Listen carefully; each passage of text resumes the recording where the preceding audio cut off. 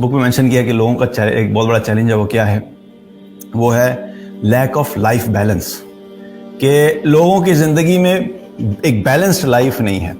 अब balanced life की जब हम बात करते हैं तो ये वर्ड इटसेल्फ एक बड़ा ही आप यूँ समझिए कि ऐसा है कि जिसकी बहुत सारे डिफरेंट ओपिनियंस हो सकते हैं। अगर मैं कहूँ कि जी मुझे कोई कहे भाई बैलेंस्ड लाइफ क्या होती है, तो मेरी जो डेफिनेशन और क्राइटेरिया होगा बैलेंस्ड लाइफ को वो शायद थोड़ा डिफरेंट हो। कोई दूसरे शख्स से पूछेंगे उसका थोड़ा डिफरेंट होगा। अगर हम कलेक्टिवली देखें एक बिगर पर्सपेक्टिव में, बिगर पिक्चर में, तो मुसलमानों से पूछा जाएगा जिनको दीन का इल्म है कि भाई बैलेंस्ड लाइफ क्या होती है, तो उनका वे ऑफ लाइफ जिसको वो बैलेंस्ड कहेंगे एक सर्टेन क्राइटेरिया होगा। एक क्रिश्चियन जो होगा उसका अपना क्राइटेरिया होगा, एक ज्यू का अपना क्राइटेरिया होगा, एक हिंदू का अपना क्राइटेरिया होगा, और जो एथियस्ट है जो मानता ही नहीं किसी चीज को, तो ना आखिरत को मानता है ना अल्लाह को मानता है, तो उसका क्राइटेरिया अलग होगा।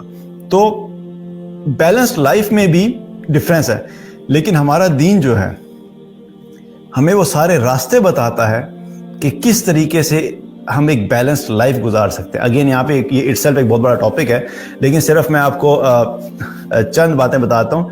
पहली चीज़ क्या है, अल्लाह ताला ने हमें बहैसियत उम्मत जो एड्रेस किया कुरान में, वो अल्लाह ताला ने कैसे हमारे बारे में क्या फरमाया, वकज़ालिका जअलनाकुम उम्मतन वसता, और हमने आपको उम्मत वसत बनाया है। ये उम्मत वसत का मतलब एक तो ये है कि अफजल उम्मत बनाया है। बाकी उम्मतों के मुकाबले में अल्लाह सुब्हानहू तआला ने हमें रसूलुल्लाह सल्लल्लाहु अलैहि वसल्लम की उम्मत होने के नाते हमें अफजल उम्मत बनाया। एक माना ये है।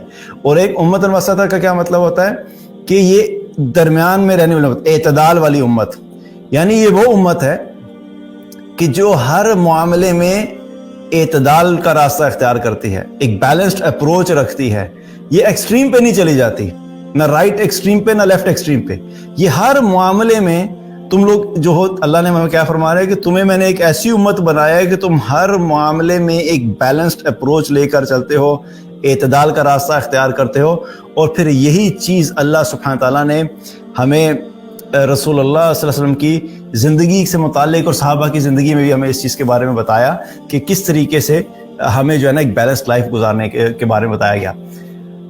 एक मरतबा 3 सहाबा जो थे वो उन्होंने आपस में एक बात की, और डिस्कशन करने के बाद कुछ डिसीजंस किए। उनमें से एक सहाबी कहने लगे कि बस अब मैंने ये फ़ैसला किया है कि अब मैं सारी रात नमाज पढ़ा करूँगा, कभी नहीं सोऊंगा। दूसरे सहाबी ने कहा कि अच्छा मैंने ये फ़ैसला किया है कि अब मैं सारी ज़िंदगी रोज़ा रखूँगा, कभी नागा नहीं करूँगा। तीसरे ने कहा कि मैंने ये फ़ैसला किया कि अब मैं औरतों से किनारा कश हो जाऊँगा और मैं शादी नहीं करूँगा।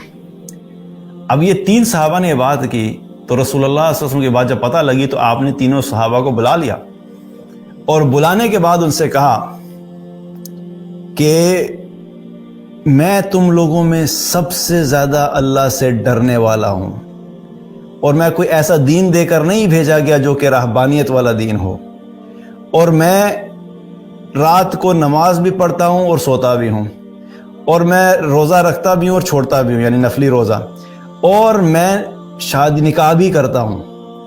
आप सल्लल्लाहु अलैहि वसल्लम ने उनको एक बेहतरीन बैलेंस जो है वो बताया कि ये जो तुम तरीका इख्तियार करने लगे हो कि मैं सारी रात इबादत करूँगा, सारी ज़िंदगी रोज़ा रखूँगा और निकाह नहीं करूँगा। पहले 2 अमाल अगर इबादत के एतबार से देखा जाए तो हम भी आज क्या कहते हैं, हम कहते हैं माशाल्लाह जी बड़ा वलीउल्लाह, सारी रात पढ़ता रहता नमाजें, अल्लाह के नबी मना फरमा रहे हैं। उस सहाबी को कह रहे हैं कि सारी रात, जिस सहाबी ने फैसला किया मैं सारी रात नवाफिल पढ़ूंगा, नमाज पढ़ूंगा, इबादत करूंगा, आप सल्लल्लाहु अलैहि वसल्लम ने मना फरमा दिया। और फिर आपने अपना तरीका बताया। आपने क्या फरमाया कि मेरा तरीका ये है कि मैं रात को सोता भी हूँ और नमाज भी पढ़ता हूँ, यानी कुछ हिस्सा सो जाया करो, कुछ हिस्सा नमाज पढ़ा करो, और नफली रोजे रखने हैं कभी रख लिया करो, कभी छोड़ भी दिया करो।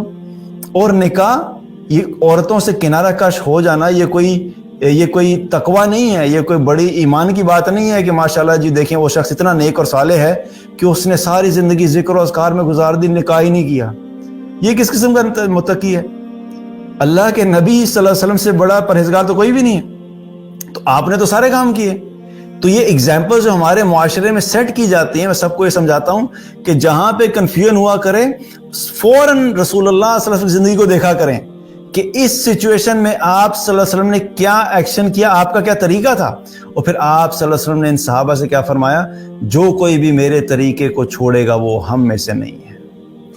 آپ نے ٹوٹل ریجیکشن کر دی ان کے اس آئیڈیا کی کہ جس کو تم سمجھ رہے ہو کہ بڑے نیک اعمال ہیں، یہ کوئی طریقہ ٹھیک نہیں ہے۔ آپ صلی اللہ علیہ وسلم نے اپنی ایگزامپل بھی بتائی کہ یہ صحیح طریقہ ہے۔ اب یہ بیلنسڈ اپروچ سکھائی کہ ہر معاملے میں بیلنس رکھو، اور یہ چیز ہمارا دین ہمیں سکھاتا ہے۔ ایون مال کمانے کے معاملے بھی ہمارا دین ہمیں بیلنس سکھاتا ہے کہ ایک تھوڑے حد تک کوشش کرنی چاہیے، لیکن اس کے بعد اس کا باقی فوکس جو ہے اپنے ایمان کے لیے، اپنی عبادات کے لیے، دین سیکھنے کے لیے، اپنی فیملی کو ٹائم دینے کے لیے، اپنی ذاتی ڈیولپمنٹ کے لیے، اس کے لیے بھی رکھو۔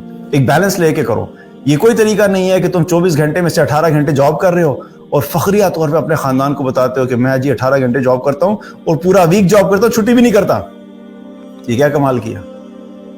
یہ تو گدھے کی طرح کی لائف ہوگی۔ بلکہ گدھا بھی شاید چھٹی کرتا ہے، جس دن مزدور چھٹی کرتے ہیں اس دن گدھا بھی ساتھ چھٹی ہوتا ہے کیونکہ کام کروانے والا کوئی نہیں ہے۔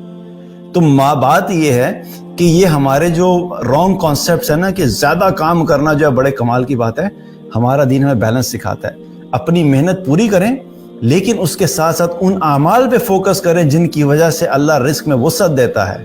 ہمارا مسئلہ یہ ہے کہ ہم ساری چیزیں اپنے ہاتھ سے کرنے کا اتنا شوق ہے کیونکہ ہمارے اندر ایک یقین ہے کہ میں ہر چیز کنٹرول کر رہا ہوں، میں کروں گا تو ہوگا۔ اللہ پہ یقین ہی نہیں ہے، اللہ پہ بھروسہ ہی نہیں ہے۔ اللہ کی طاقت اور قدرت جہاں پہ ہمیں دکھانی، اللہ جو کہ ہمیں نظر آنی چاہیے تھی، اور وہ ہم اس کو دیکھنے کے لیے تیار ہی نہیں ہوتے، تو کیا ہوتا ہے؟